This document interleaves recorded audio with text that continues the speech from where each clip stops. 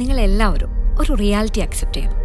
പോലീസിനും ഈ സൊസൈറ്റിയിലെ നല്ലൊരു ശതമാനം ആളുകൾക്കും ഈ കേസിന്റെ സത്യാവസ്ഥ എന്താണെന്ന് നന്നായിട്ട് അറിയാം.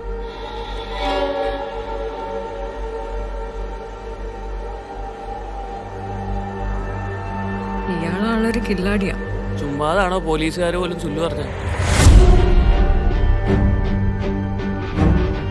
ജോർജോട്ടി തന്നെയല്ലേ പറഞ്ഞത് പ്രശ്നങ്ങളൊക്കെ തീർന്നു, ഇനി പേടിക്കാനൊന്നുമില്ലെന്ന്.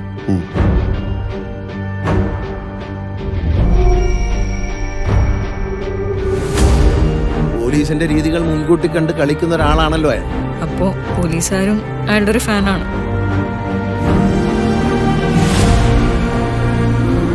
പിന്നെ ആ ജോർജ് കുട്ടി ആളൊരു കുറുക്കനാണ്.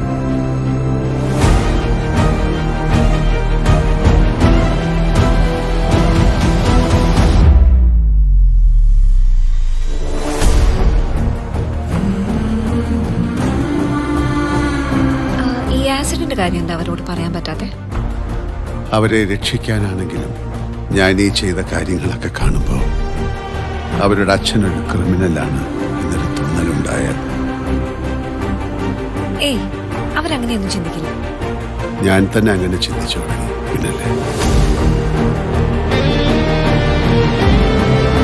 സർ, ഇപ്പോഴല്ലേ നമ്മുടെ പ്രസക്തി. മീഡിയ ഇൻവെസ്റ്റിഗേഷനിലൂടെ ജീവൻ വെച്ച് തെളിയിക്കപ്പെട്ട എന്തോരം കേസുകളുണ്ട് സർ. അവരാരാണെന്ന് മനസ്സിലാക്കാൻ എന്തെങ്കിലും സൂചന തരാൻ പറ്റും? I want his full file on my desk as soon as possible.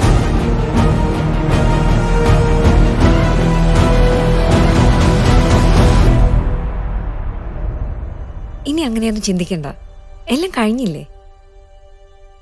കഴിഞ്ഞോ?